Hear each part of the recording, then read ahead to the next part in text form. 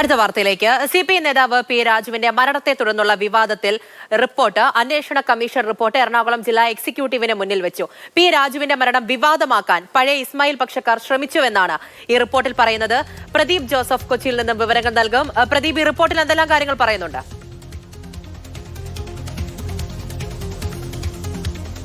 CPI Ernakulam മുൻ ജില്ലാ സെക്രട്ടറിയും മുൻ MLAയുമായിരുന്ന പി രാജുവിന്റെ മരണത്തെ തുടർന്നുണ്ടായ വിവാദങ്ങളെക്കുറിച്ച് അന്വേഷിക്കുന്നതിനുവേണ്ടിയാണ് പാർട്ടി തന്നെ ഒരു അന്വേഷണ കമ്മീഷനെ നിയോഗിച്ചിരുന്നത്. 3 അംഗ സമിതിയെയാണ് നിയോഗിച്ചത്. ഈ സമിതിയുടെ അന്വേഷണ റിപ്പോർട്ടാണ് പുറത്തു വന്നിരിക്കുന്നത്. ഈ മരണം വിവാദമാക്കുന്നത് സംബന്ധിച്ച് ചില ആലോചനകൾ നടന്നിരുന്നു, അല്ലെങ്കിൽ പാർട്ടിയിലെ തന്നെ വിഭാഗീയതയുടെ ഫലമായാണ് ഇത്തരത്തിലുള്ള ഒരു വിവാദങ്ങൾ ഉണ്ടായത് എന്നാണ് അന്വേഷണ സമിതി ഇപ്പോൾ കണ്ടെത്തിയിരിക്കുന്നത്.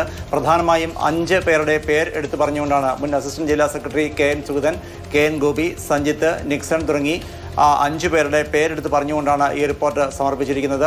ഇവർക്കെതിരായ നടപടി എന്ത് വേണമെന്നത് പാർട്ടിയുടെ ജില്ലാ നേതൃത്വം പിന്നീട് തീരുമാനിക്കും. നേരത്തെ തന്നെ ഇത്തരത്തിൽ പി രാജുവിനുണ്ടായ ചില അനിഷ്ടകരമായ സംഭവങ്ങളിൽ കുടുംബം അതൃപ്തി രേഖപ്പെടുത്തിയിരുന്നു. അദ്ദേഹത്തിൻ്റെ മൃതദേഹം സംസ്കരിക്കും മുൻപ് തന്നെ വിവാദങ്ങൾ മുളപൊട്ടി തുടങ്ങുകയും ചെയ്തിരുന്നു. പാർട്ടി ഓഫീസിൽ മൃതദേഹം പൊതുദർശനത്തിന് വയ്ക്കേണ്ടതില്ലെന്ന് കുടുംബം അറിയിച്ചിരുന്നു. മാത്രമല്ല, പിന്നിൽ നിന്ന് കുത്തിയ ആരും മൃതദേഹം കാണാൻ പോലും വരേണ്ടതില്ല എന്നുള്ള നിലപാട് അദ്ദേഹത്തിൻ്റെ കുടുംബവുമായി ബന്ധപ്പെട്ട ആളുകൾ സ്വീകരിക്കുകയും ചെയ്തിരുന്നു.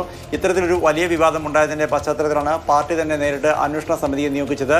ഈ അന്വേഷണ സമിതിയാണ് ഇത്തരത്തിൽ പാർട്ടിയിൽ നിന്ന് തന്നെ ഒരു ഗൂഢാലോചന ഉണ്ടായി, അല്ലെങ്കിൽ പാർട്ടി നേതാക്കൾക്ക് ഇക്കാര്യത്തിൽ വീഴ്ചയുണ്ടായി എന്ന് കണ്ടെത്തി റിപ്പോർട്ട് സമർപ്പിച്ചിരിക്കുന്നത്.